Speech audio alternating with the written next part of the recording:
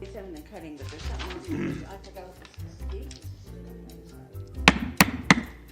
Welcome, everybody. Welcome to the RNCC meeting. It's May 11th, 2026. It is 7:04. Rock, could you please lead us through the Pledge of Allegiance? Please rise. I pledge allegiance to the flag of the United States of America and to the republic for which it stands, one nation, under God, indivisible, with liberty and justice for all.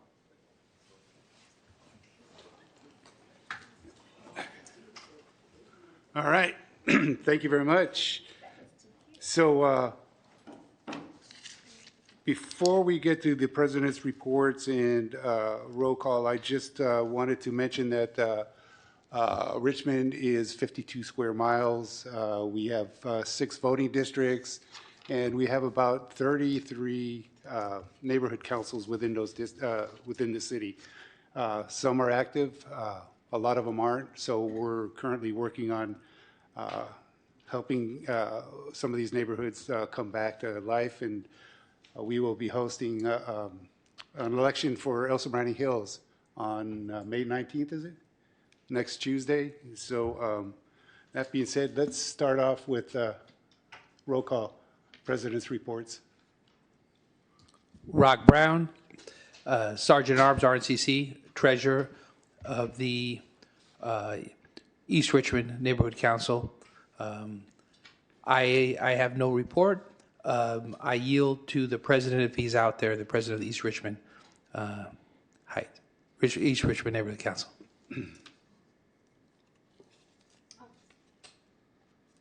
Good evening, Margarita Ramirez, President of Marina Bay Neighborhood Council and also member of RNCC. We had a special meeting, which is outside of our quarterly meetings that we held, to discuss a couple of environmental impacts to our community, one being a temporary cap project that is going to take place next to Laura's. It's a toxic site. We had DTSC come out, City of Richmond project manager, developer, anyway, project manager for the development team came out and also gave a presentation to the community about what to expect and how they're going to contain the toxicity of the soils and the release of it in the air. We also had a watershed team from Watershed Project come out and talk about the Richmond's sea level rise, which is a futuristic issue that we all will be faced with, that are bounded by the marina. And yeah, and that's it. We are getting ready for our next meeting, which will be June 10th. That's it. Thank you. Thank you. My name is Ardo Rentila. I'm the president of the Fairmead Hilltop Neighborhood Council, and we just had a forum, a mayor's forum, and it was a success. That forum can be found on YouTube under Don Gosney's YouTube page and the Hilltop Community Church YouTube page. And for any of you having forums here in the future, just remember that you have to invite all the candidates, whether you like them or not. They all have to be included, and neighborhood councils are apolitical, so the questions have to be neutral and not pointed, just, following the democratic process, being fair. As I said, we have elections coming up for El Sobrani Hills, and then on May 28th, the Fairmead Hilltop Neighborhood Council, we're hoping to get code enforcement up there to talk about a few things. And then, as I stated earlier about this is an election year, and when you, as neighborhood councils, do your newsletters, do not name candidates by name.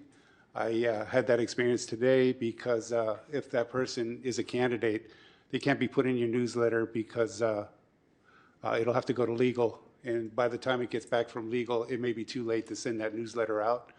And you cannot name city council people district by district or by name, unless you're inviting them to your neighborhood council meeting. It's an election time, and the city's really tight with their policies, and so they're safeguarding themselves as well as us. So just be mindful when you do your newsletter and try and get it in as early as possible. And with that being said, oh, and I wanted to mention, I'm also one of the directors for West County Wastewater District. And unfortunately, we are raising our rates along with a lot of other utilities. And if you want to appeal those rates, come to our June 3rd meeting up at the Hilltop meeting facility and voice your opinion about those rate hikes. Again, there's a lot of taxes on the ballot and a lot of rate hikes from utilities right now, so it's getting very expensive to live in California, and who knows, that might be the grand plan. I don't know. Moving on, Jan? Hi, I'm Jan Mignoni. I'm the president of the North and East Neighborhood Council, and I'm the vice president of the RNCC. We had a meeting the end of last month. Ours is the fourth Wednesday of the month.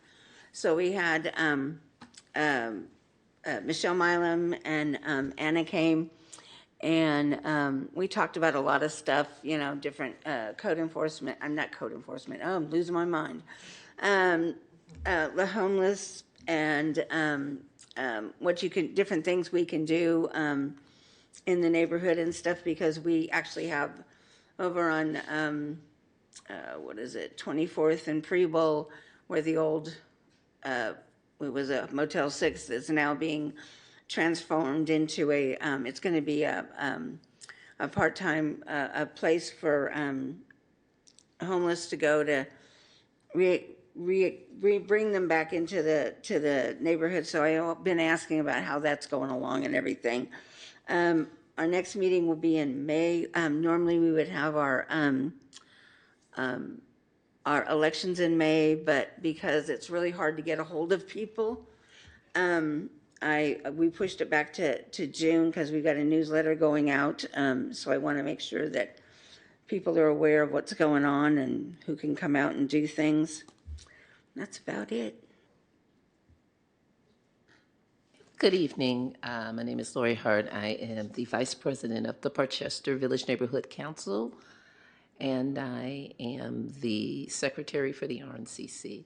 Last month in Parkchester, we had a SFEI watershed project about the Dotson Marsh, and that's a wrap-up. We've been working on that for a little bit over a year, so we're trying to get some things aligned with the Dotson Marsh in Parkchester. We also had the opportunity to partake in the Taco with a Cop, and if you guys get an opportunity to do that, it was fabulous.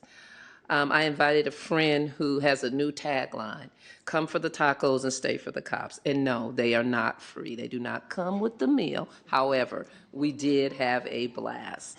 And tomorrow is our bi-monthly PVNC meeting. And anything else, I'm sure our president will pick up. Thank you. Good evening. My name is Garetha Johnson. I'm the president of the Parkchester Neighborhood Council and PIO for the RNCC.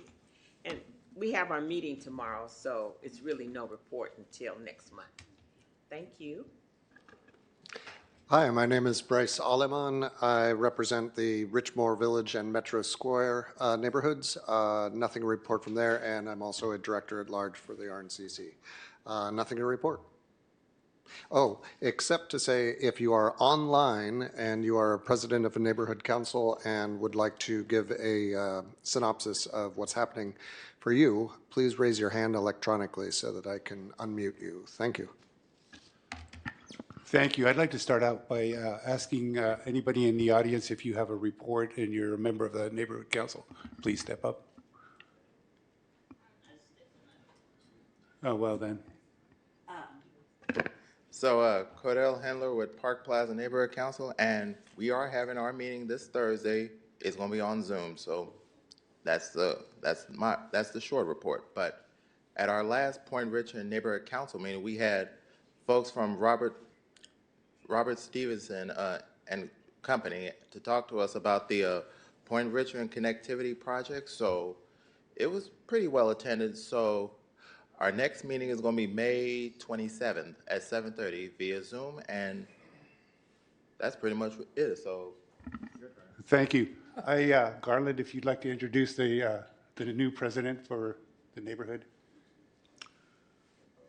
Garland Ellis, member of the Richmond Annex Neighborhood Council. We had an election last month, and I am no longer president. Our new president is in the audience, Andres, and he's going to give the report. Thank you. Got it. All right. Well, thanks for the intro. Like Garland said, we had our election last month's meeting, so we have new officers, me being the new president. And now we're getting the ball rolling on different things, and including we have a mayoral forum at our upcoming meeting on Thursday, May 28th. So if anyone from your neighborhood councils missed yours or any of the other forums, they're certainly welcome to ours for a fun, friendly, civil discussion with all the candidates have confirmed. So Thank you. Philip online, please go ahead.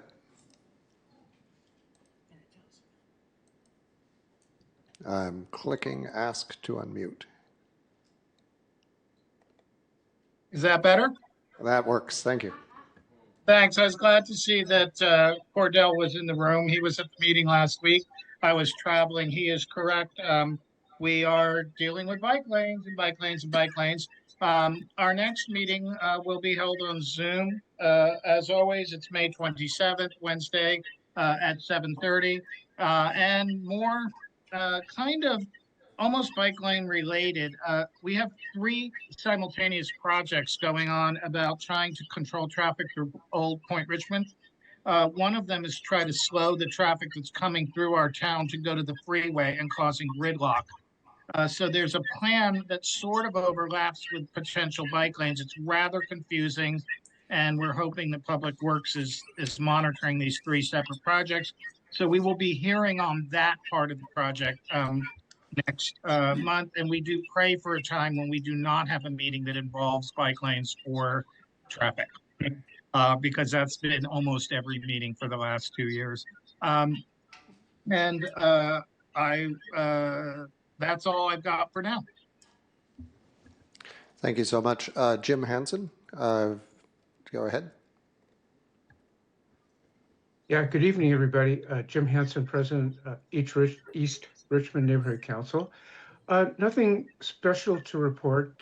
We have a meeting coming up at the end of the month on the 27th, and we're going to take a look at some of the new wildfire mitigation measures that are coming out of Sacramento, and do a follow-up on a home electrification fair that was held last month. Kind of follows up on some of the climate change topics that you all brought up. So thank you.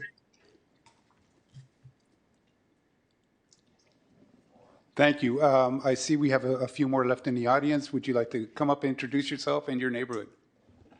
Hello, hi, my name is Jonas Julin. I am co-president of the Pullman Neighborhood Council with, we all know Naomi over here. We need to get her a mic too if we have one tonight. No. Okay. All right.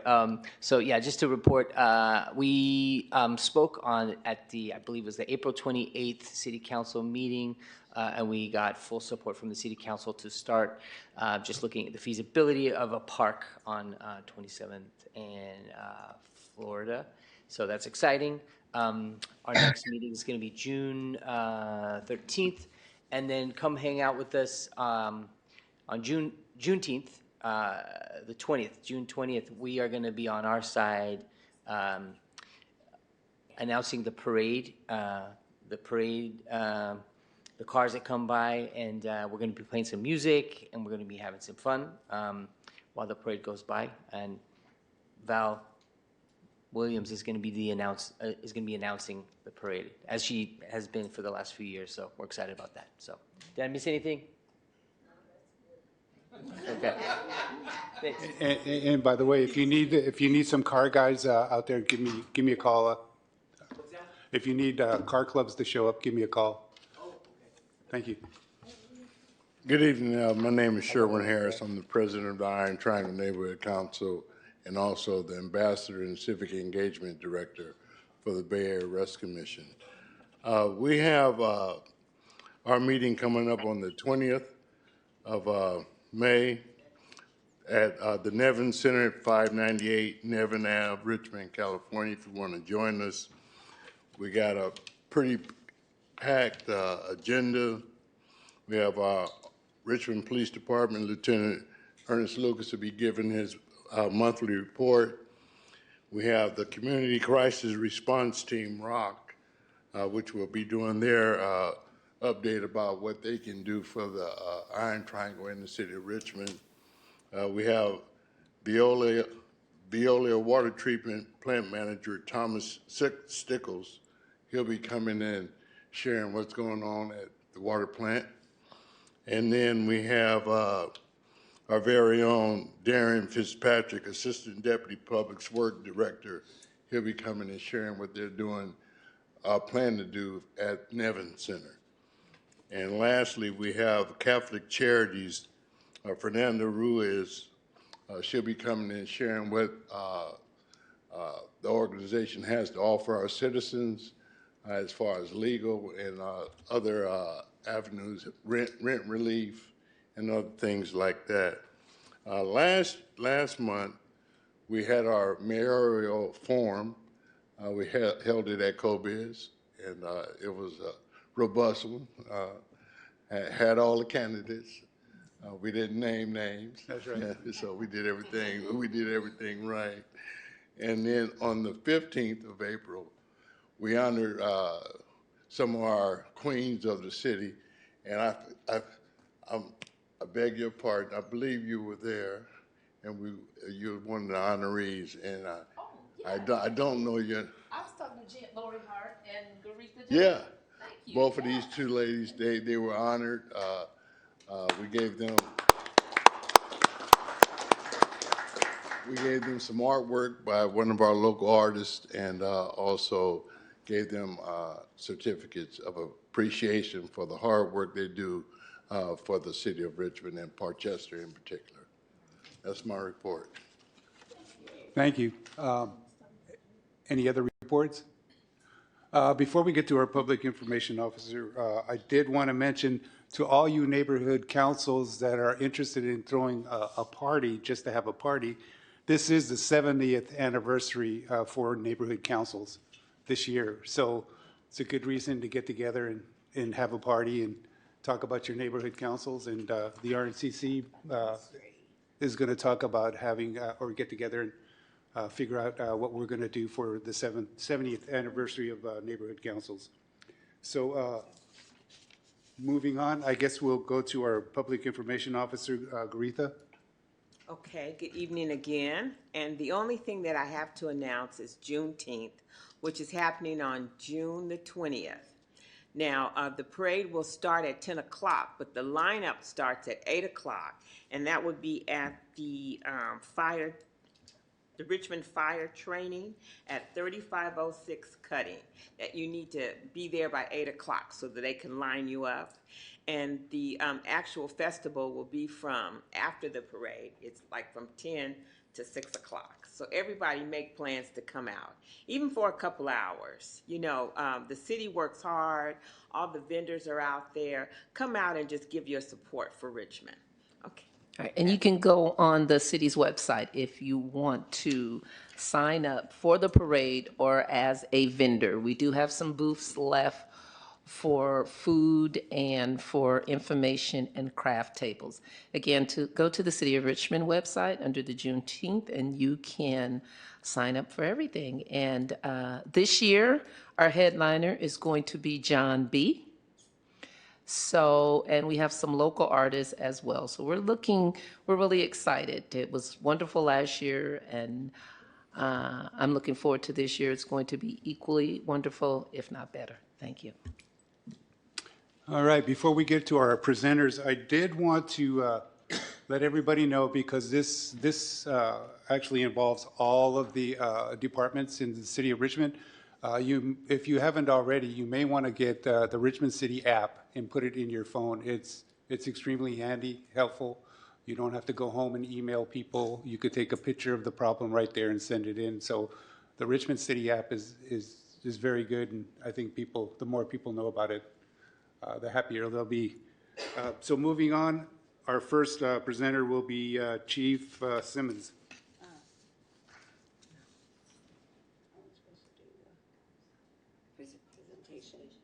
Oh, yeah, I'm sorry. Before we get to the chief, I guess I jumped the gun.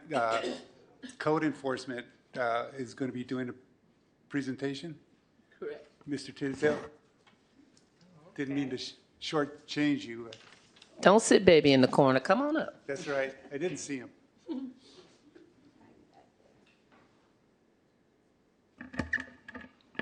All right. Good afternoon to the RNCC, City of Richmond residents. My name is Kevin Tisdale. I work with the City of Richmond Code Enforcement Division and presenting tonight along with Lena Velasco and Eva Mann. So I'll go to the next slide. And if needed, I have additional packets here for both the people on the dais and the community here. Okay. So the Code Enforcement Division is within the Community Development Department. And so here just showing a diagram breaking down the different divisions in community development, including planning, building, code, housing, and the successor agency. So next slide, code enforcement. So what do we do? So code enforcement's mission, pretty simple. So to protect the neighborhood, health, safety, and quality, that's done by reducing blight throughout the community and public nuisances, as well as zoning and vehicle violations on private property. So how that gets done is we investigate complaints by citizens, anonymous and whatnot, and inspect private properties, residential as well as commercial, first and foremost to promote voluntary compliance, to ensure that education is done and outreach, make sure everybody's on notice. If they need to be, notices are provided to all tenants, residents, property owners. And then if needed, and if voluntary compliance isn't achieved, administrative citations are issued and abatement warrants are issued, again, when needed. Just about every day we'll partner with various community organizations, various departments, and other agencies to deliver the services we need for the Richmond residents. Next slide. So who we are, we're a team of 8 full-time staff. We have 1 code enforcement manager, 1 admin aide, 1 associate administrative analyst, and 5 code enforcement officers that are with the city, and then 2 contract code enforcement officers with 4 leave. Next slide. So this is a summation of what we did in 2025. So throughout the year 2025, there were 1,605 inspections completed, 1,108 cases open, 948 cases closed, 1,113 violation notices issued, 269 administrative citations issued, 12 administrative warrants issued, and 83 vehicle abatement notices. So very busy year. And the photos you see are, again, just snapshots throughout the year of what we end up dealing with. Next slide. One of the important programs that we have through the city attorney's office is a health and safety receivership program. This program helps to tackle some of the most hardest properties, the most egregious, if you may, but it ends up taking it somewhat from the worst to the best. So the health and safety receivership works with, again, the city attorney's office and special attorneys to where they get court-appointed receivers to be able to take control of the property temporarily, to get the proper permits, get everything corrected, and then turning the property back over to the property owner. So as you see a progression of what's shown on your screen, March 2023, the International Hotel, and then when it caught fire, and then February of 2026 as it is today. So again, it's not perfect, but it's much better than when it was back when it was burned. Next slide. One of the most important things we figure, and thank you, President, for identifying ways to file a complaint. So on the City of Richmond website, you can report an issue. Our current system we're using is IMS. And so again, that's very important. I put a screenshot here on the screen so you can see it and identify, that you're on the right site. You can use the City of Richmond website or the app. Email address is on here, ce-1@ci.richmond.ca.us. Our phone number, complaint line, 510-621-1279.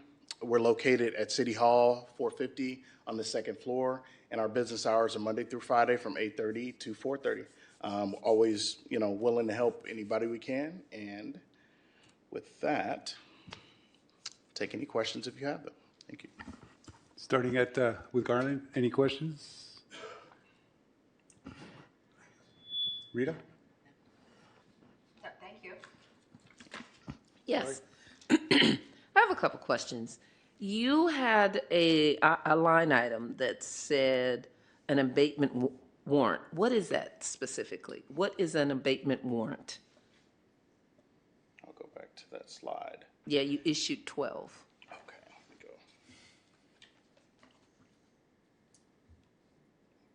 One second. There we go. So an abatement warrant is a tool that we use to get onto private property. So in order for us to get on private property, we need either consent, an emergency, or a warrant. So if we send a notice and compliance, they don't reach out to us, we don't hear from them, aren't contacting, we send citations. After a few citations, we end up drafting a warrant. Again, if the property still isn't in compliance, we ask a judge to grant us the authority to come onto the property to abate the violation, whether it be grass, removing a vehicle, boarding a home that's unsecure, and to do those specific items. So again, we're allowed a time frame to get that done using the abatement unit or the police department, whoever we need to assist, and we do that work. And so that's what abatement warrants are for. Yes, ma'am. That's a good segue to my next question.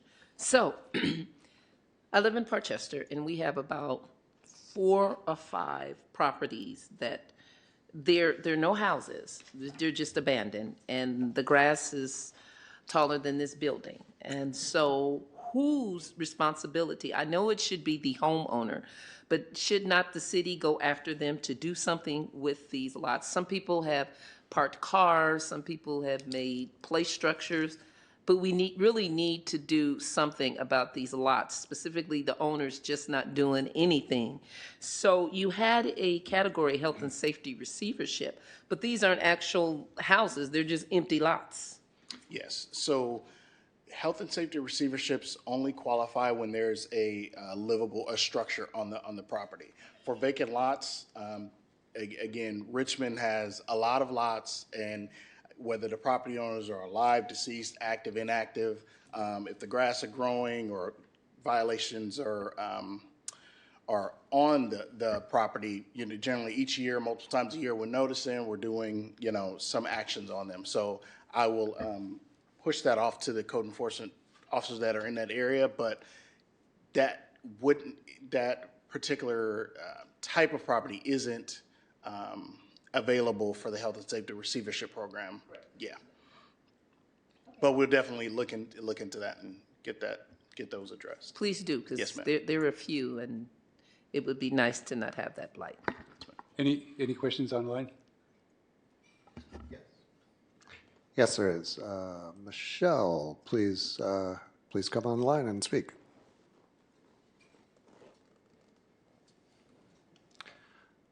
Michelle?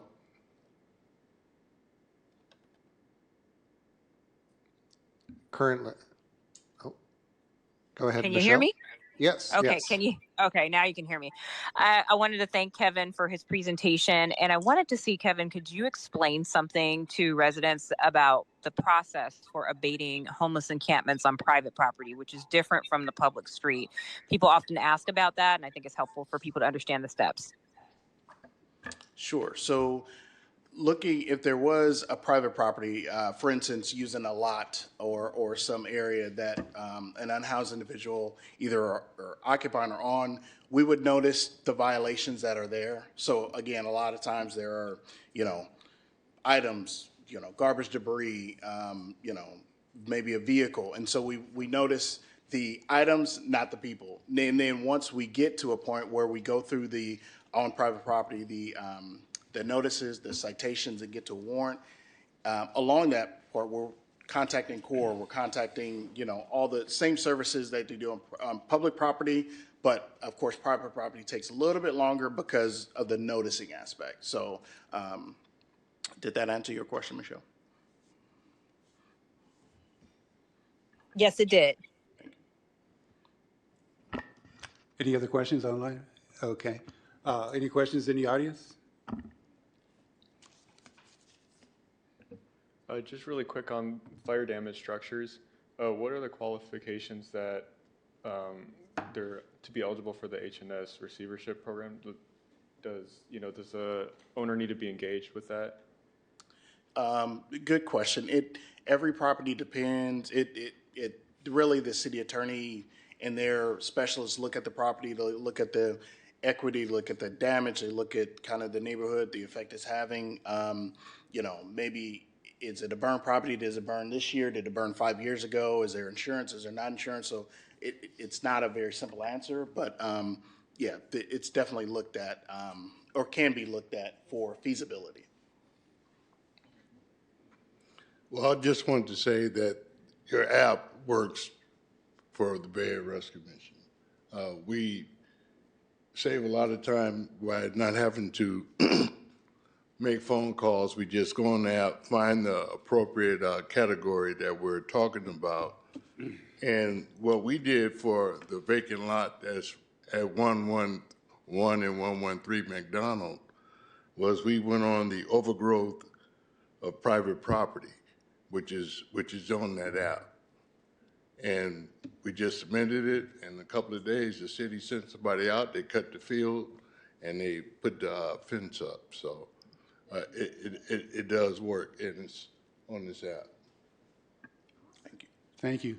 I also wanted to ask, so at 2855 Loyola Avenue, right next door to me, the homeowner passed away 5 years ago. The kids stopped paying the landscaper, so you know where I'm going. And then you guys have pulled a multitude of cars off that property, and there's 4 or 5 left that need to be hauled out of there. It's just blight. But I just wanted to have people understand that you can actually put a lien on a home, and the property owner cannot sell that property until the lien is satisfied. So I wanted to also ask, how far can you go before you use eminent domain? That's actually a good question. So, and I'll answer, but I don't have a city attorney here, but I'll answer with the knowledge I have. Yeah.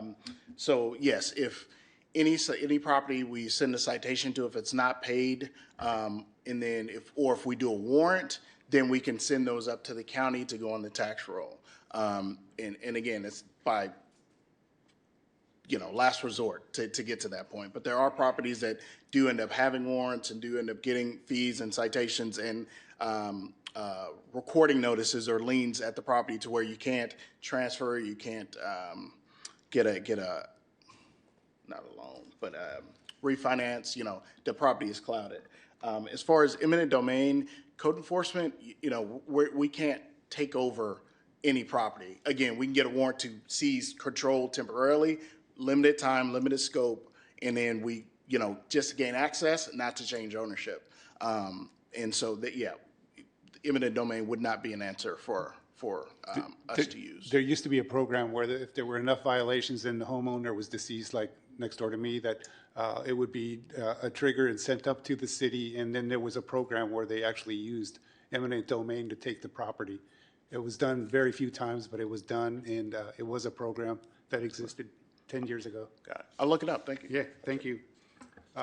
if there's, We have a question or comment on the line. Philip, please go ahead. Thanks, guys. I wanted to mention something about the excellent app that I think is useful to know. When you make a report on the app, it goes directly into the reporting system and issues a case number on it. I may be using the wrong terms. And then it gets scattered to the or routed to the correct department. This is why I'm encouraging my neighbors, and on our neighborhood council, we actually show people how to download it because if you phone it in, they just have to do the same thing anyway. It is also geotagged. So if you see something, but you don't know exactly where you are, there's kind of an arrow. I also encourage you to take some photos and include them in your report. It makes it easier. Maybe there's an abandoned car for the code enforcement people to look at that. But I do have a question for code enforcement. I am resolving it. We have citations that were issued by the fire department in our neighborhood for fire safety violations, and those cases are outstanding for 3 years. There are numerous reports to the fire department asking for follow-up. And then just recently, we were able to communicate with Eva Mann from Code Enforcement. And can you explain what might have fallen through the cracks between the several citations that were issued by the fire department and what might have gone wrong and how we can work better to make sure that it goes from the various departments to code enforcement? And I don't know who answers that question. Yeah, without the specifics, I wouldn't be able to answer, but we do work, again, with various departments, including building, fire, public works, but I can't answer exactly what happened or what fell through the cracks without knowing, a lot more information, so. All right, it's in Eva's hands now, so this problem is being handled in my community. I just kind of throw it out there because mostly when it comes to safety, like fire safety, it's really important that we follow up and that the departments follow up so they can hand it to you. Thank you so much for your time. thank you. Are there any, before you leave, could you tell us what the contact information best to reach you at? Sure. My contact information is 510-621-1569. It's 510-621-1569. Or again, you can email or call the complaint hotline and get any code enforcement officer, the manager, the director, get access to us all. So, Thank you. Hope to see you at our neighborhood council meeting too this month. thank you. Thank you. All right. Moving on, now I can go to the chief. Thank you. Is Chief Simmons on?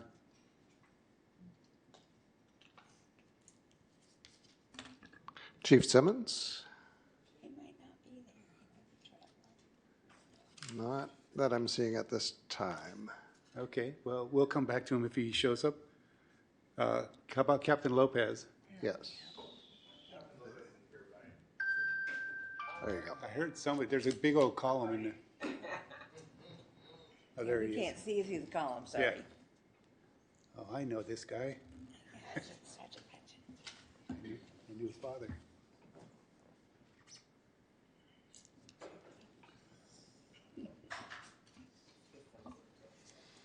Good evening.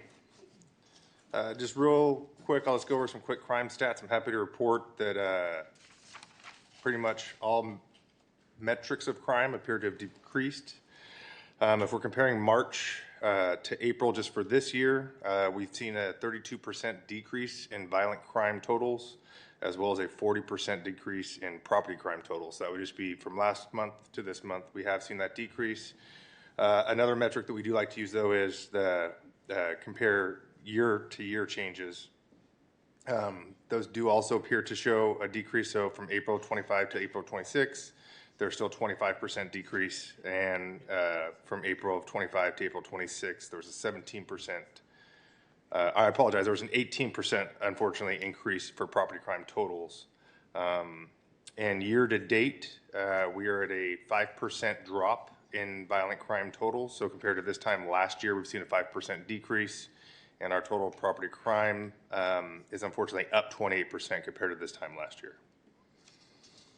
And I think the only thing notable to really report is that we all know that the council voted to extend the flock contract. There were some fine details that had to get worked out in the contract. That's finally been resolved, and I believe all, if not the majority of the cameras have been reactivated, so the system is back on. Thank you.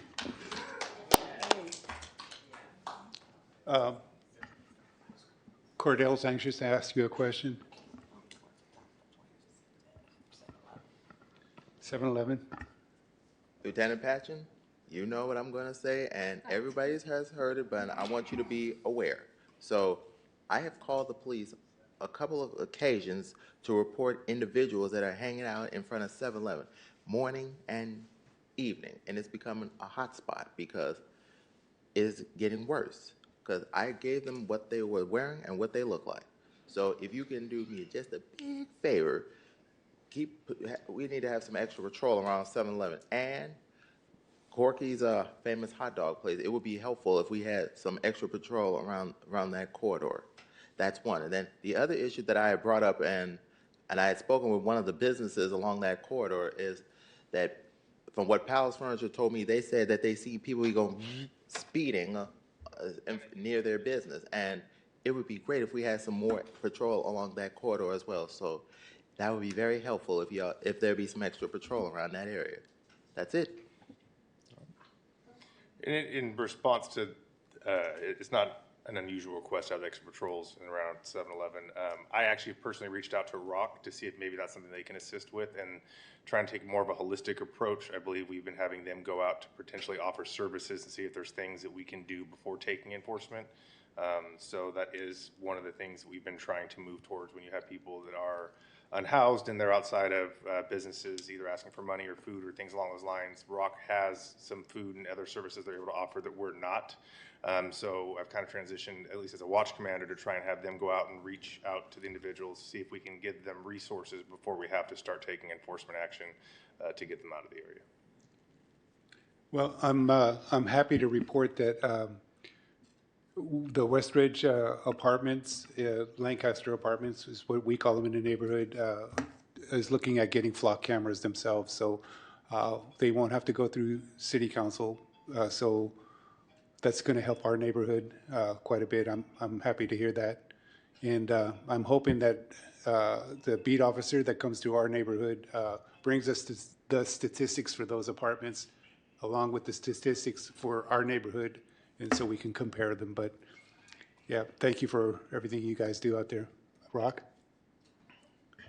Hello. On the 7-Eleven issue, I don't know if this is an avenue you may take. I don't know if the owner has been informed who owns that particular 7-Eleven, but it's kind of been on the radar quite a bit. And one of the techniques sometimes is if the neighborhood is upset about it and they're not getting results from the owner, sometimes they can contact the owner and invite the owner and maybe even the neighborhood president to come down and discuss and see if there's something they can do to try to work together to resurrect the problem. That is always an option we can potentially look into in the future. Talking? Yep. There is a Michelle online. Please go ahead. Okay, hopefully you can hear me now. First of all, I wanted to tell Cordell thank you. I did send a message out to the patrol officers in that area regarding following up with some extra patrol over there. Most of the individuals there who are unhoused, they're not just unhoused, they're unhoused, and some unfortunately have mental health conditions and other things that are going on. So Core and Rock have worked together on that. But the other thing to be aware of is that the owners themselves, we're trying to make sure that they're calling specifically on that property. So I just wanted to let you know about that. And then for the issue about Westridge, we did get a chance to meet with that management. We met with them several times, and we've done 2 SEPTED recommendations, and they agreed to install the flock cameras on their own. So that is something that they're moving forward with. And we're also working out a patrol plan to continue to work with them, as well as different services on those units that they had where they had squatters. At the last meeting that I was at with Westridge, it looked like initially they had 100 occupancies. Now they're down to 20. And I think they only had 3 units that still had squatters inside. That doesn't mean that the work is done, but there has been progress made over there. So I just wanted to give you all updates on those 2 issues. Michelle, you're everywhere. And by the way, Michelle, from my neighborhood council, thank you. It's important that we get a grip on that area. Thank you. All right. Any other questions? Seeing none. Thank you for your time, and stay safe out there. Yes. All right. From police to fire, do we have anybody here from fire? Yeah, I'm here online. Oh, there. Fantastic. The different column. Thank you. Go ahead. Can you hear me? Yes, please go ahead, Chief Rico. Yeah, Rico Rincon, Richmond Fire Department, Deputy Fire Chief. I want to start with a few brief incident totals. For ending the month of April, we had a incident total of 1,084 incidents with significant reductions of about 14% in structure fires over the month from the previous month. 40% decrease we saw in homeless encampment fires, and over 60% decrease in our vehicle fires, our most significant changes from the previous month.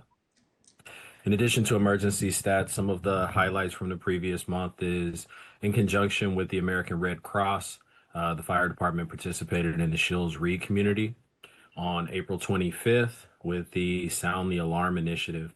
35 homes were made safer, 133 smoke alarms were installed, and we provided resources to nearly 150 residents in the neighborhood.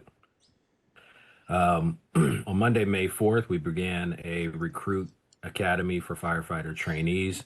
We have 8 new firefighter trainees who have started their 17-week academy at our training facility, and we wish them all to succeed to graduation.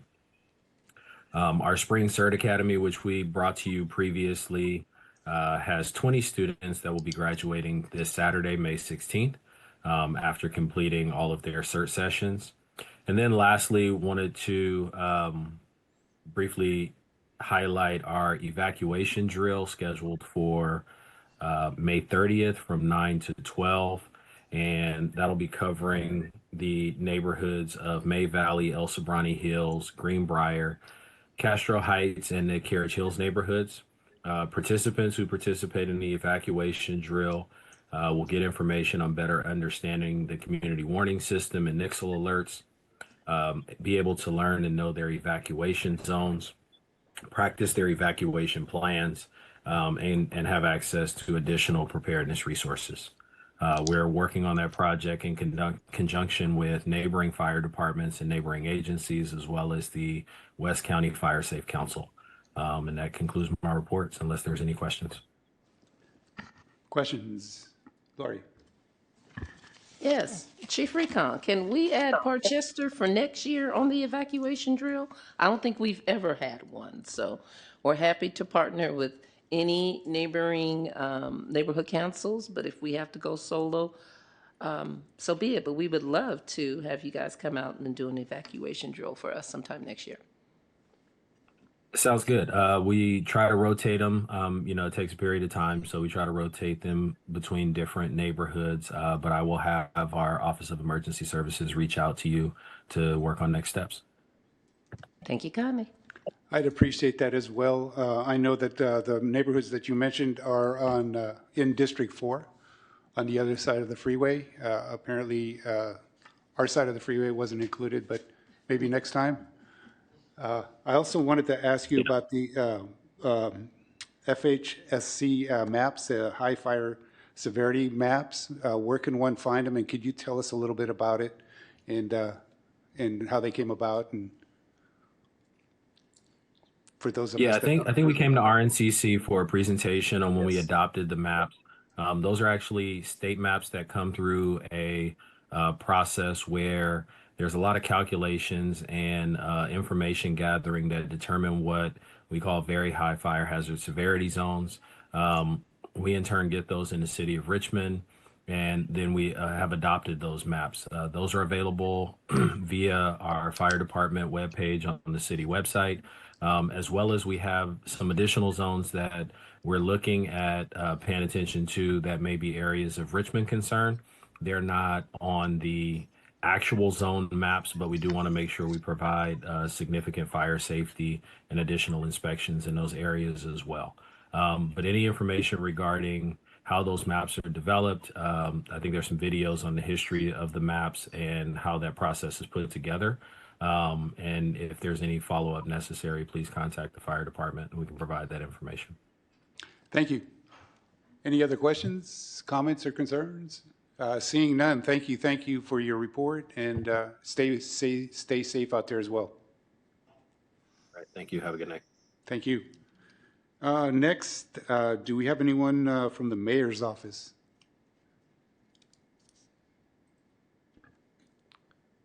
Tony, please go ahead. Hi, everyone. Can you all hear me? Yes. Hi, everyone. My name is Tony. I'm here with the City of Richmond Mayor's Office. I want to take a couple of minutes to give you a quick update on the city's boards and commissions and how residents can get involved. First, we currently do have vacancies across several boards and commissions. These are important opportunities for residents to participate in shaping policies and programs in Richmond. I kindly ask the RNCC and members of the public to share these opportunities within your neighborhood networks. Later this month, we plan to post a vacancy report so community members can take a quick glance and report, take a quick glance at the report and identify vacancies and how to apply. So we're excited to post that first one later this month. Since the start of the year, we have already agendized and appointed around 27 people to boards and commissions, and we have 12 additional applicants for the process right now. But we still need applicants in key areas. Particularly, we are looking for residents to serve on the Design Review Board and Economic Development Commission. Thanks to the RNCC and a few other community partners, we've got the opportunity to fill some gaps in the Planning Commission. So now we're shifting our focus to Design Review Board and Economic Development Commission. So thank you all for sharing that. I'm also happy to report that we're coming to council on the 19th to add 5 new seats to the McDonald Avenue Task Force. Those additions will be specific. It'll be 3 business representatives, 1 resident representative, and 1 flexible seat designated for either a property owner, business owner, or a combination thereof. If you or someone you know is interested in serving, or if you want more information on these boards or commissions, please feel free to reach out to the mayor's office at mayorsoffice@ci.richmond.ca.us. Thank you. Thank you, Tony. I just had a quick question for you. On these boards and commissions, are they Brown Act groups? That is correct, yes. Okay, and they'll be trained once they join? Yes, that is correct. We have training materials that are available on the city boards and commissions webpage, but also training is available to those who need it. All right, thank you. Do we have any questions? None online? Anybody in the audience? No? Well, thank you, Tony. Greatly appreciated. Say hello to the mayor for us.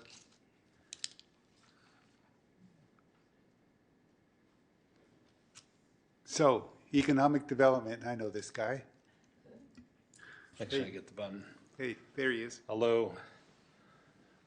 Hello, President and board members. I want to say Terve and Huva Ilta for your president. Kiitos.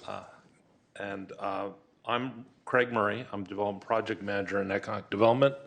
I'm reporting for our 6 different divisions. Those are Arts and Culture, Business Development, Environmental Health Initiatives, Real Estate, Richmond Housing Authority, and the Port. Arts and Culture. I'd like to please announce the new RACC commissioners, Kelly Robinson, Kata Avina, and Colleen Vancura.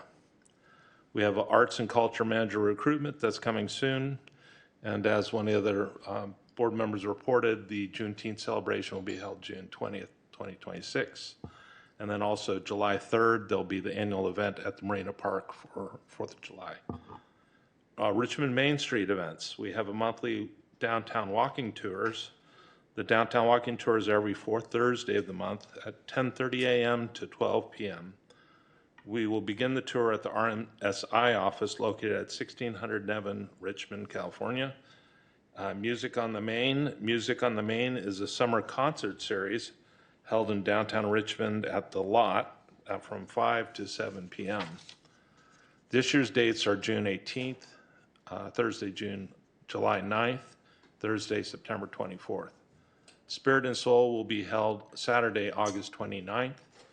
And then we have a series of art installations beginning with Allen Brothers Meat and Seafood Facility at 211 West Cutting Boulevard next week. IMTT Public Art Sculpture Fabrication begins next week. And the installation is expected in the early fall. Torque, which is the large sculpture in the Hilltop Auto Mall, is being prepared for public art signage, and inspirational quotes are being sought and considered by RACC members for the incorporation into the Borman Park Trail Quotes Project. Okay, moving on to our next division, business development. Business development team remains available to support both existing and prospective businesses. Appointments can be scheduled through the city's website for assistance with permitting, resources, and general business inquiries. Facade Improvement Program update. The pilot program remains open and continues to receive applications from businesses in the Iron Triangle, Santa Fe, and Coronado neighborhoods. Neighborhood councils are encouraged to continue sharing this opportunity with local businesses and interested storefront improvements. Grants are up to $15,000 are available per approved applicant. National Small Business Week is May 4th through May 8th. The recap is the City of Richmond celebrated National Small Business Week by highlighting and supporting local businesses through community-focused activities and outreach. Events such as workshops, seminars, and networking opportunities were provided to engage with local businesses, promote neighborhood entrepreneurs, and encourage community participation. McDonald Avenue Corridor Task Force, attend and apply.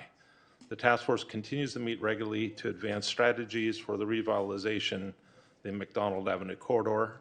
The meetings are held on the second and fourth Tuesday of each month at 11 a.m. in the Richmond Room at City Hall and are open to the public.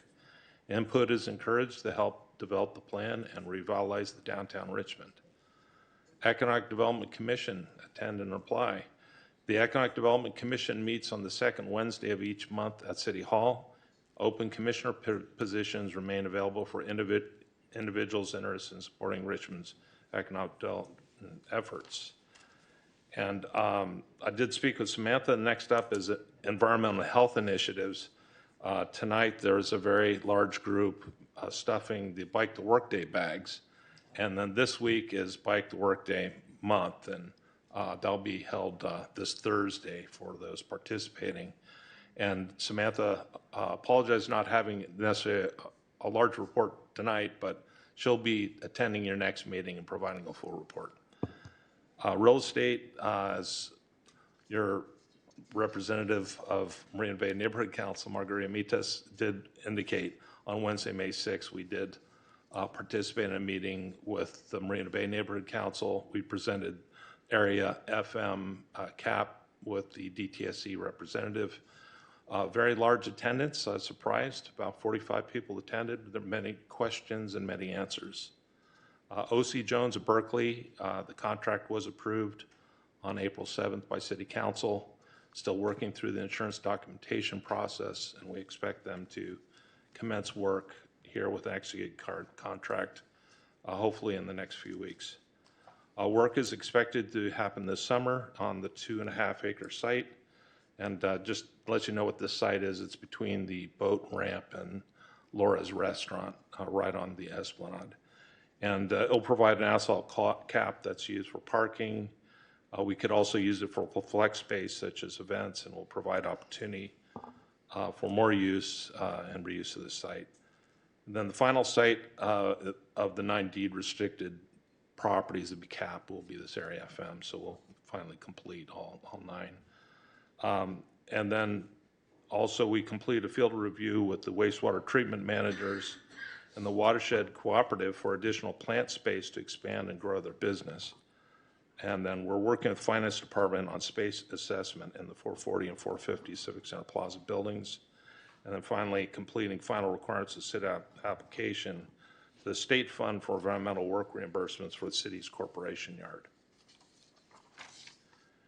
Richmond Housing Authority is, together with its development partners Eden and CHDC, have started resident engagement for redevelopment in Eastern Village.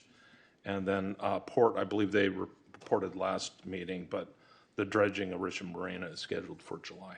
That's the end of my report. Thank you. Thank you. Any questions? No? None? Well, quitos. Okay, quitos. By the way, that means thank you and finish. So thanks again. Thank you, Craig. Yeah, so we have planning department, Avery. They got to remove that column. And that column a little bit. Or they gotta put them, well, even over here would be the same difference. Good evening, RNCC. I know the column's in the way. That's where staff, we all like to sit over there during council, so it's like our spot. Good evening, Avery Stark, Planning Manager here with the City of Richmond, providing an update and some reports. I wanted to first follow up with the request for Parchester, the request about the commercial cannabis cultivation site, so that new tenant building that was built and is now being currently occupied by a logistics center. So I did find the original entitlements, and yes, it had both a project entitlement for a conditional use permit to do cultivation of cannabis with multiple users, and then the development of the building. So the cannabis operator has not opted to actually pursue their use of that building in that capacity, so there will not be a cannabis cultivator using that building. It's since been leased over to an operation that does logistics and basically the moving of goods and products. So that's what you're seeing kind of coming in and out of there right now. So staff confirm they have their business license, they had all the inspections, they're in good standings. But then unfortunately, the conditions of approval that were established by the cultivator that had included some donations to Parchester are unfortunately invalid and will not be provided. So regretfully to report on that, but can report that the current operator is in good standings with the city. In terms of current applications, the planning department's currently reviewing 150 different separate entitlements, ranging from, again, single-family homes all the way up to large multifamily projects. Recently, the Planning Commission last week heard and approved 1315 Garrity Way, which is up in the Hilltop neighborhood, for 47 new townhomes. We've also had the appeal and approval of the appeal by council for the 70 single-family homes at Marina Point. And then upcoming this next month, we will have the Transmontane project, the expansion of the rail yard, a few new single-family homes, and some small fourplexes going forward. And then later this year, in June and July, we'll start to have some more of our larger policy documents around housing, environmental justice element for the general plan, and our circulation element updates as well. And then staff recently attended the state's, from our historic preservation kind of team of one, the state's national conference, state conference on historical preservation, which was attended by Charles Inchill and the members of the HPC Commission as well. And then outside of that, I don't have any other major updates for the RNCC this evening, but happy to help answer any questions or from here. All right. Who would like to start off? Two questions. Just curious, any update on where San Pablo and Solano is? There's a building that was burned down. It was exotic something, yeah. I was just wondering if there's any feedback on that bill. It's just all shut down. Looks like it's a little, looks kind of smoky. That was one question. The second question would be, is there any update? There's been floating around the city that OpenAI is considering coming to Richmond. Is there any truth to that? So for the first question regarding San Pablo, and what was the cross street? Solano, Cross Street, San Pablo, Solano, next to the what was the old Red Wing shoe. Oh, okay. So I don't have any current applications in for any new project at this point, but I imagine at this point it's been reviewed by the building department, probably closed and red tagged for occupancy. But that at the point where they do choose to either demolish or come in for new permits for entitlement, those would come back through planning and would end up on the list. It'd be a great place for a bookstore. Okay, duly noted. Thank you. And then regarding OpenAI, yes, I can confirm, as it was published at this point, that they have taken tenancy of Terminal 3 in the harbor, which is the previous site of Moxion. It is OpenAI. They will be operating a more or less a robotics lab that will be staffed with somewhere between 300 and 700 employees. They're in the process right now of getting their building permits for the development of that internal site and the external site as well. Thank you very much for that report. I'm excited about businesses coming into Richmond. I know the training has to be done in all areas, but there, like he said earlier, there's 52 miles of land. Let's not monopolize every inch. Let's let some of these businesses in, but let's keep the training. But in let's move towards the future. Thank you.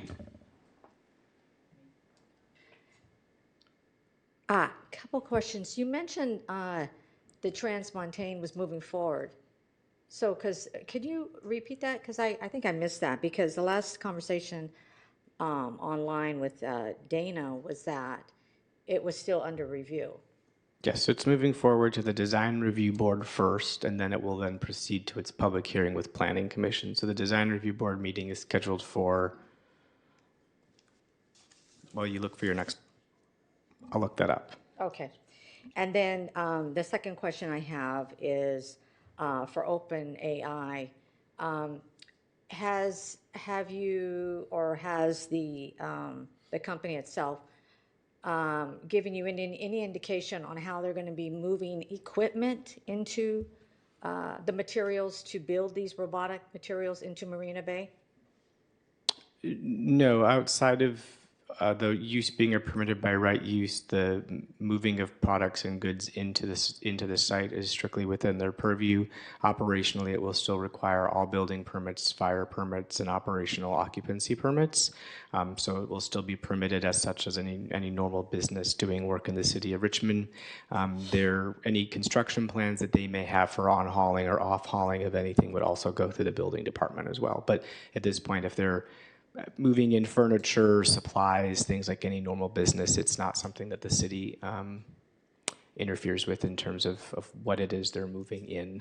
Yeah, I don't mean their office setup. I'm talking more about the actual hardware that they're going to need to build the robotic material, the materials themselves. So just the question about what the materials are?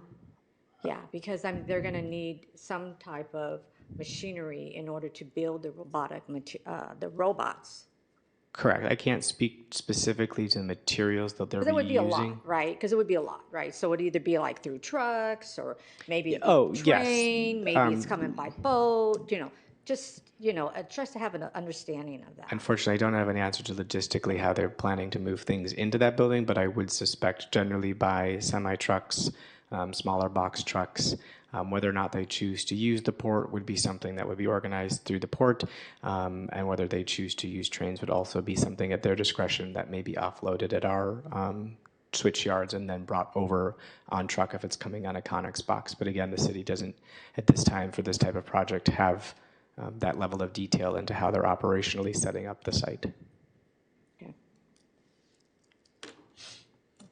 was just wondering, is that all union work? I do not actually know the answer to that question.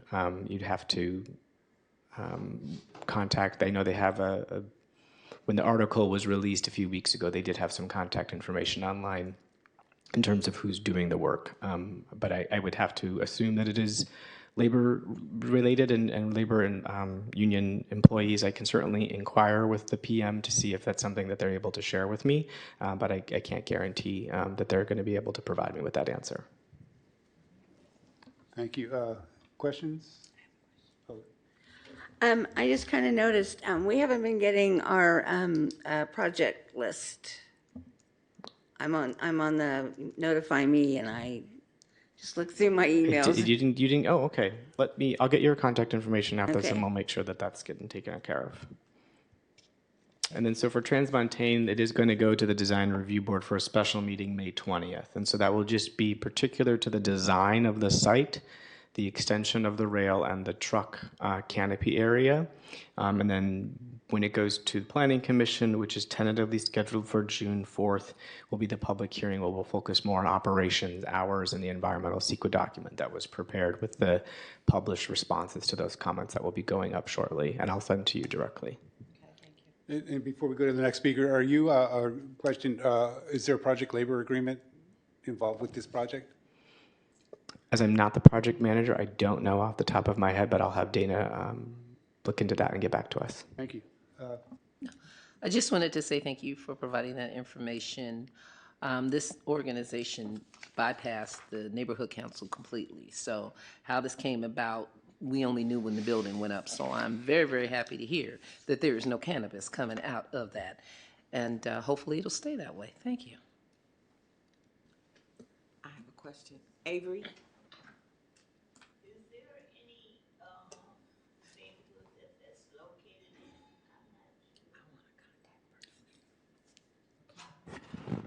You have to turn the mic. Is your mic on? There you go. It was. Is it on now? Thank you. Yeah, I'm so old, I can't see. Which neighborhood is that? If you're referring to the 3053 Giant Road, it would be Parchester. Correct. That was where the tenant space had been proposed. Again, the building was constructed, but the use is not going to be cannabis cultivation, but a logistics center. Okay, so did you guys go to that neighborhood to get approval? No. They did not. The applicant, I wasn't here at the time of this approval back in 2021, so I can't speak to it, but it sounds like they did not come to the neighborhood council to propose their project. I'm just wondering, Parchester, did they come to you guys? Absolutely not. I had asked when before the walls started going up. I was told they didn't know, and then, once the plaster came up, then I was told it was going to be cannabis. And I had specifically said it had better not be, so that was one of those that conveniently that they bypassed us. But I just wanted Avery and other people to know, we know what's going on in our neighborhood, and that's why we come to you and ask. No, that's what you know. I'm actually the one that brought it to their attention, not the city. Oh. So. Well, they didn't even know they didn't want to have this stuff in their neighborhood. That's what I'm thinking. Yeah. The neighbors didn't agree with it, so I'm trying to figure out how you can so far along without that notification. Yeah. So we have to move on to other questions? I have a question. Avery, I would like to know, could you email me contact information for this logistic company? Because I'd like to introduce myself to them, okay? I think the easiest way would be to just Google search it. That's how I found out, and then check their address. Yeah, so their contact information's all online. You can. Can you repeat the name of the company? It is Uni Logistics Center. The address is listed as 3450 Collins, which is one of those side streets. Okay, thank you. Mm-hmm. All right. Any other questions? I've got several. So CSI has been a problem, CSI mini storage, for years, and it's been brought to your attention. I'd like to know if there's anything being done, because they actually told the city that if they wanted to come onto their property, they would have to get a warrant. So I do have a meeting tomorrow. I just actually emailed you while we were sitting here in chambers. I do have a meeting to discuss their conditional use permit, the moving and shifting of the containers that you had mentioned, and then the work potentially regarding large semi trucks in the front area. So I'll be speaking with Mike tomorrow. Colleagues from code enforcement are also aware. The fire department and the building department will be coordinating inspections again this week. Again, they have an outstanding conditional use permit. We issued them a notice of incomplete with corrections that need to be identified, and have not yet received a response from the operator. We've reached out again, of course, at this point now where we're making contact to figure out what is their next step and plan of action in terms of coming into compliance with getting a conditional use permit to kind of re-establish their use, as it was considered a legal non-conforming use that existed prior to when we required CUPs for mini storage. But because they've expanded and modified their site, that's what requires the new conditional use permit.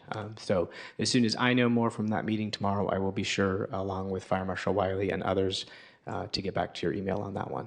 Yeah, and I ask that you use as much discretion as possible and not mention anyone's names, because they've been known to evict people for these kind of things. Okay, noted. Thank you. Yeah, and then so moving on, there's various stories coming out of Prologis. I spoke to them 2 weeks ago, and I'd like to hear what you know.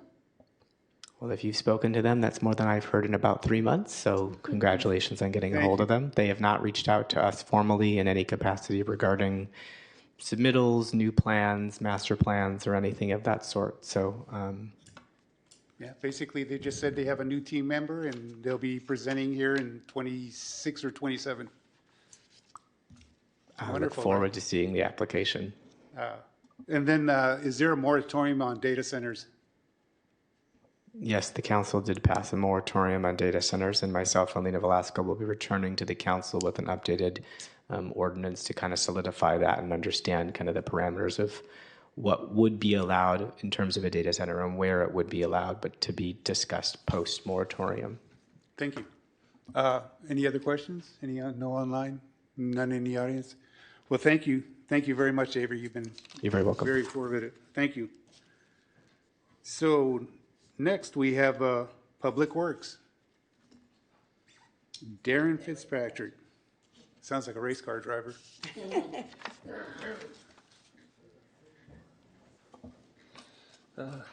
Good evening, Darren Fitzpatrick, Assistant Deputy Director of Public Works for Operations and Maintenance. I apologize, I am not Carlos. Moving forward, I will more than likely be making a presentation to the RNCC, and I will also probably drag along some superintendents and supervisors, either based on current projects we have going on or requests from RNCC for specifics that they may like to hear about. So I will begin with our quick updates with our electrical unit. In April, our electrical unit processed over 180 underground service alert tickets, repaired 115 streetlights, 22 traffic signals, and responded to 2 emergency callouts for vehicular accidents resulting in knockdown of signals. For our solar lighting project, lights are now completed on Carlson Boulevard, with the exception of 4 additional lights that we're going to install. Seacliff Drive, Robert H. Miller, Hilltop, Richmond Parkway, and there is currently work going on at Tiller Park in the parking lot here on 27th, and Potrero Court. Some of the projects that are coming up following those are the Nickel Park tennis courts and the BTA pickleball courts. I do want to highlight that currently we have over 500 outages citywide due to copper theft. Most recently in Marina Bay, over the last 2 weeks, we were hit with over 100 outages along the Bay Trail that we are currently assessing. And we're upwards of close to $2 million in damages due to copper wire theft right now.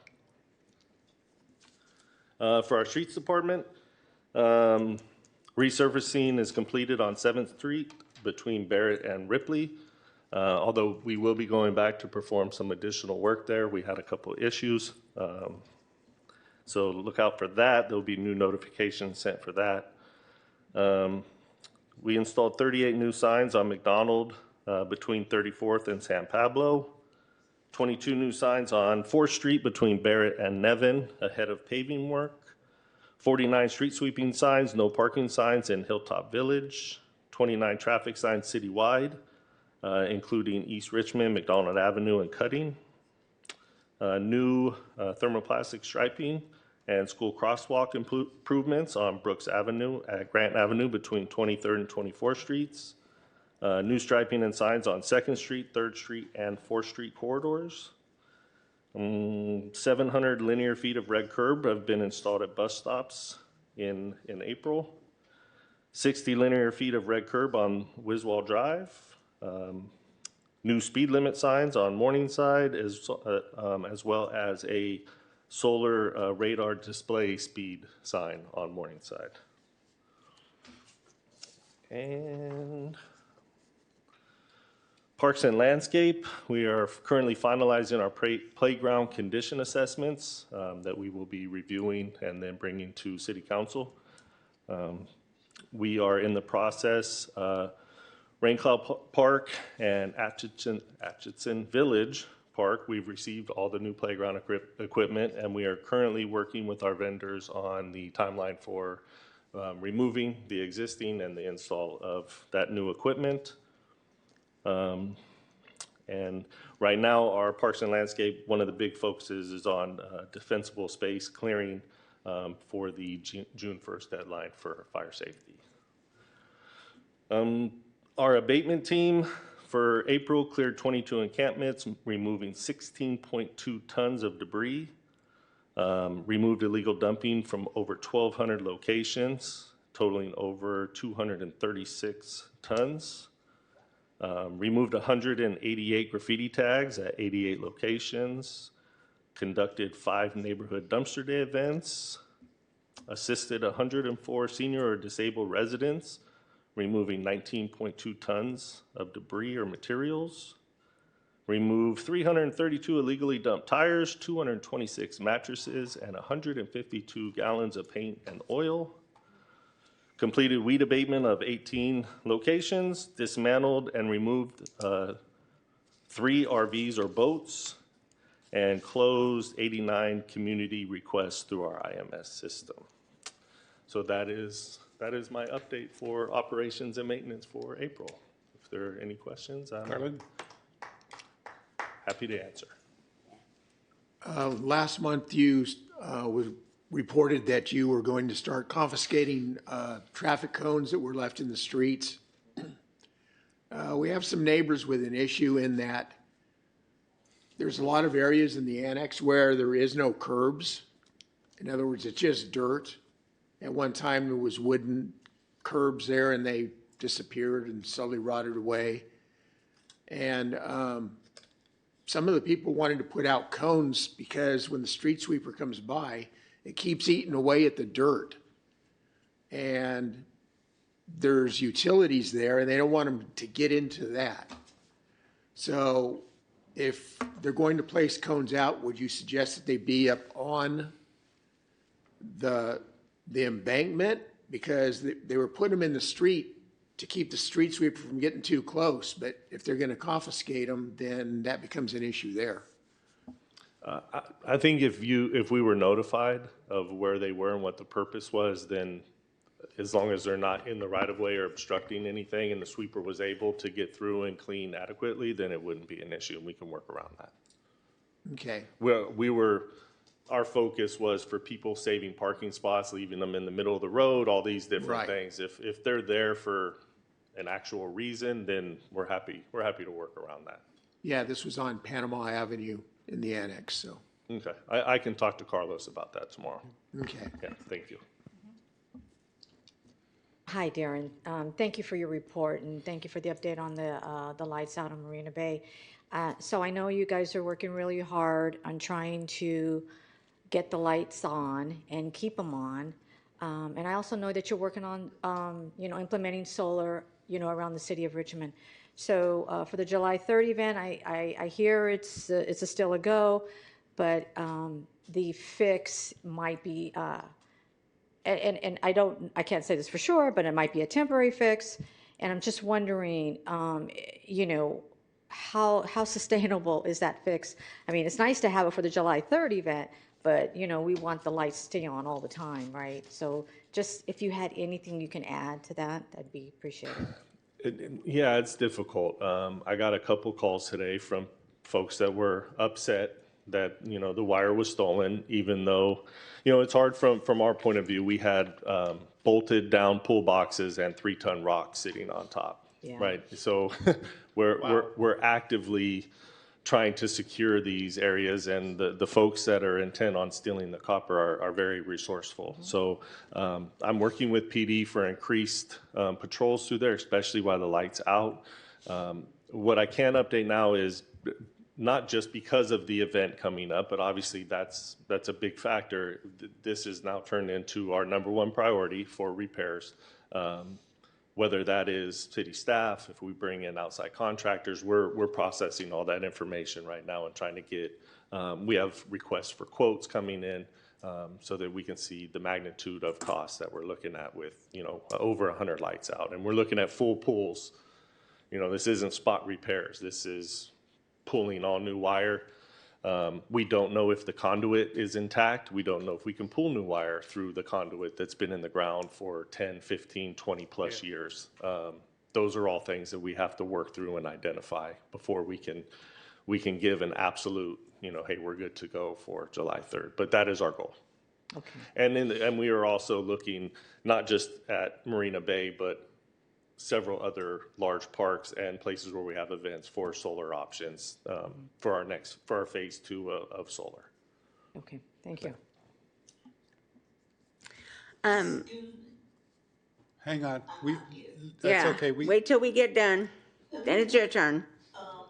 On the greenway, they have lights that's out, and I'm wondering, are you guys working on that particular area between, I guess it's between 20, no, it has to be Carlson and Broadway. Yeah, we are definitely aware that they are out. And again, with over 500 out, we are prioritizing and working through them the best we can. So yes, we are going to get there. I don't have a specific time right now of when we will get there. Okay. But yes, we know they're out. It's unfortunate. It ran out for about, what, 5 years now? I don't think quite that long, but okay. All right. I wanted to thank for the speed, the solar speed sign on McBride. There was a guy behind me that I knew he was just ready to roll, and so by the time I turned, he hit it. It was flashing, slow down, slow down, slow down. So it is, you know, it'd be great if it was at the top too, but you know, one way if we can get them to even pay attention, it'd be nice. The other thing is on the corner of Downer and 24th Street, on Downer at 24th, where the crosswalks are for Grant School. There's the house right there tends to, they have a trailer and a truck parked in front. And I mean, it's right there. They got tagged, but they go right back. And so I don't know if we need to paint that, so maybe they will get the idea. But or maybe if we tag them enough times, I don't know. Maybe. It's you know, it's been like that for years. Yeah. I have weekly meetings with patrol, with Lieutenant Patchen, and that whole staff, so I can bring it up again, and we have spots that we ask to be consistently monitored for situations like that, so yeah. I can bring it up. And, sorry, back to McBride, we are looking at some other calming there, more speed display signs, some additional street lighting down on McBride and near McBride and 24th, the intersection there, some solar lights. So there are some things in the pipeline for 24th from Lincoln to Ream has no lights on it. It was something to do with the power poles. So yeah. But yeah, when you were talking about solar lights at Parks and Rec, I was going, oh yeah, I know where there could be some more too. But thank you for all your work. No problem. Darren, with regards to the cones and the code enforcement.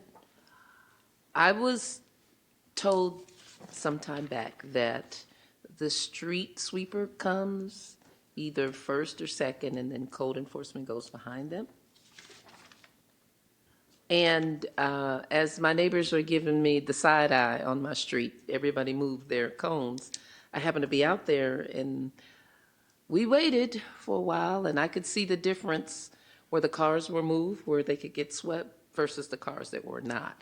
So code enforcement did not show up, and I'm assuming, I know they're dealing with a lot of the dispensaries and the smoke shops, but it would be nice to not have my neighbors side-eyeing me for making them move their cones, and they're seeing that there were no cars tagged, and debris is still out there. It does make a visible difference when they can get there. I could see that. I even took pictures of where you could see it was clean until there was a car and there wasn't. So I just wasn't sure. I'm sure they cannot make every single time.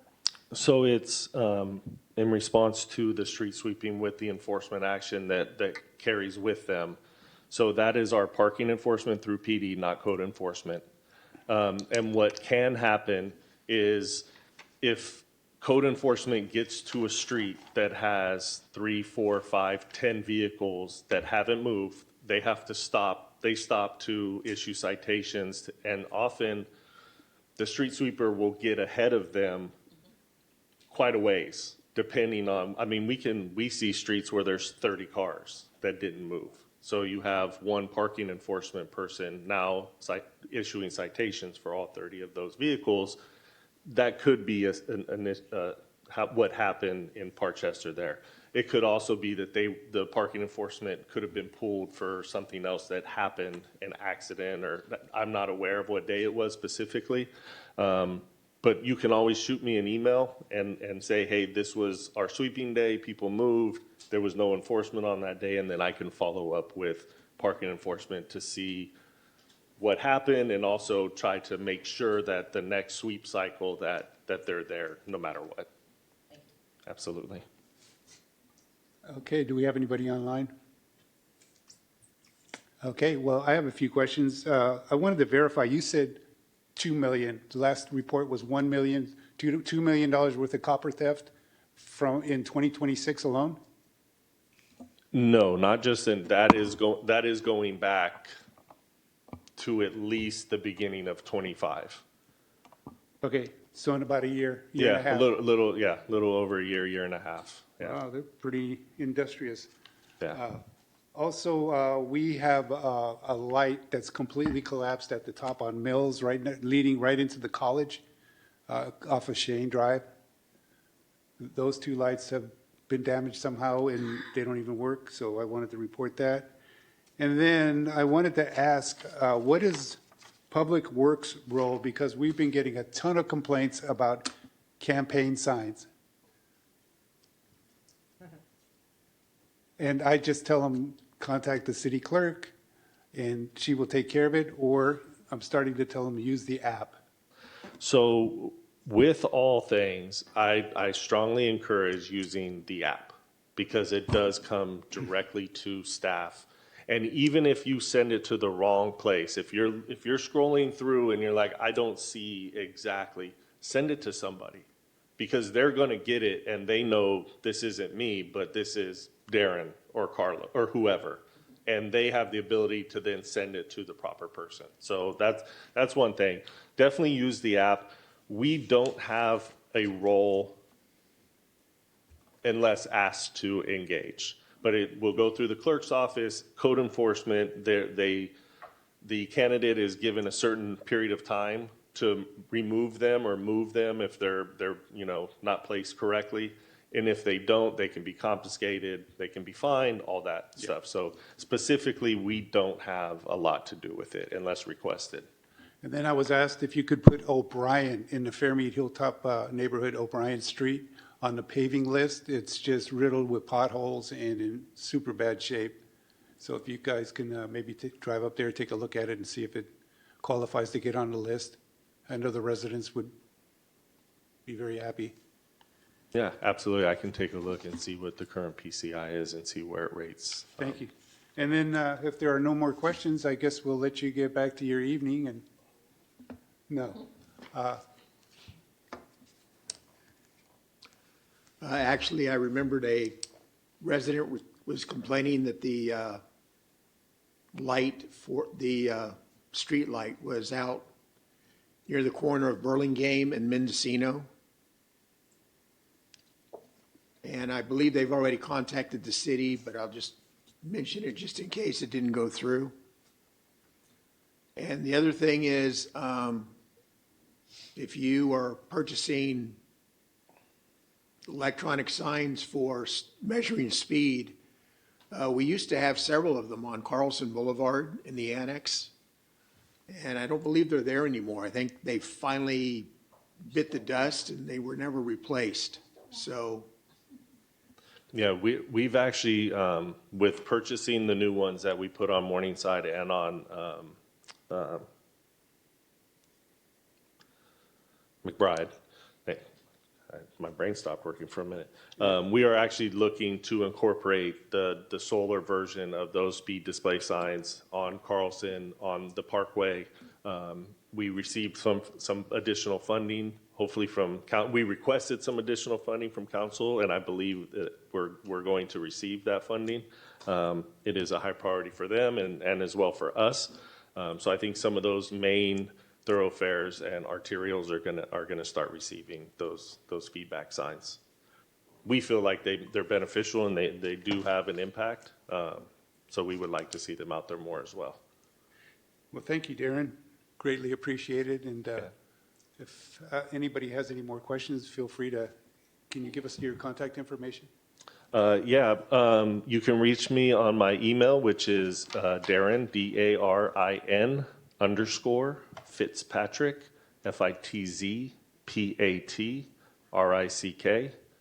@ci.richmond.ca.us. That lovely email we all have. My office number is 510-231-3044. All right. Awesome. Thank you, everyone. Thank you. Have a good evening. So moving on, we have old business. We really don't have any old business to discuss. Our new business is the RNCC has been fortunate enough to create a new website. And we'll be rolling that website out soon, shortly. And we're asking that if neighborhood councils want to share their link on our website, we can oblige that. Just send it to us. We'll make sure it gets on there. And you will be responsible for your own updates and any editing. We are not going to do any of that. That's entirely up to the neighborhood council. And then I just wanted to reiterate, it is the 70th anniversary. 70 years ago, neighborhood council was formed, and it's been a part of Richmond for 70 years. So we plan on having some type of celebration this year. We don't know what yet, but I encourage all of you neighborhood councils to have your own celebration and join us as well. So I see Cordell is anxious to say something before we adjourn. Yes, and I do have a couple of future agenda ideas that I was thinking of.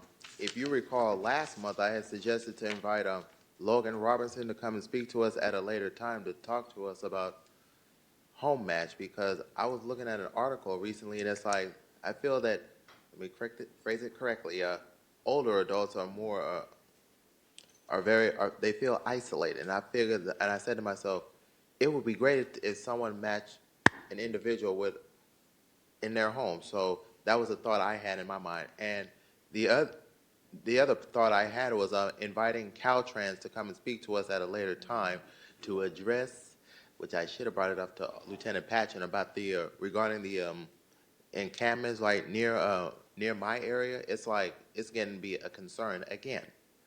And then the other part was inviting BNSF Railroad to come and speak to us at that time to tell us to address these issues regarding the trains. It's getting to be a problem. So I'm hoping that the board will invite one of them to come speak to us at a later time.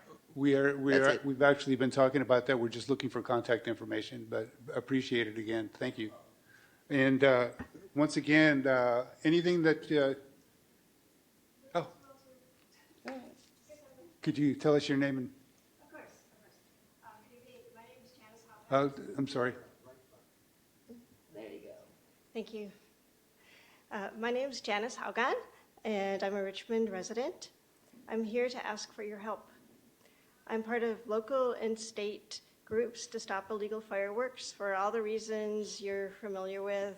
Their injury and fire risk, damage to vehicles and buildings, trauma to some pets, wildlife, and people with PTSD, autism, and dementia, the litter they leave behind, the toxins they put in the air and water, the disturbance to our sleep, and the strain they put on emergency services. The street fireworks have gotten more powerful and dangerous, causing not just injuries, but deaths in California. Times have changed, and we need to act.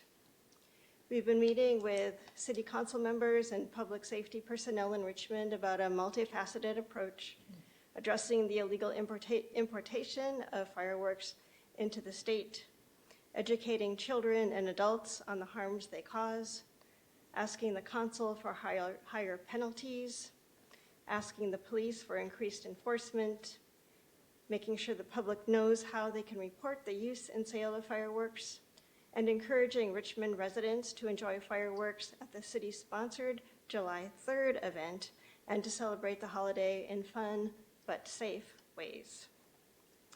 This year, the police plan to use drones as first responders, again this July. KCRT is working on a public service announcement on the dangers of illegal fireworks. The fire department is educating fifth graders about the dangers as well. The Public Works Department will hopefully put out sandwich board signs and road signs again.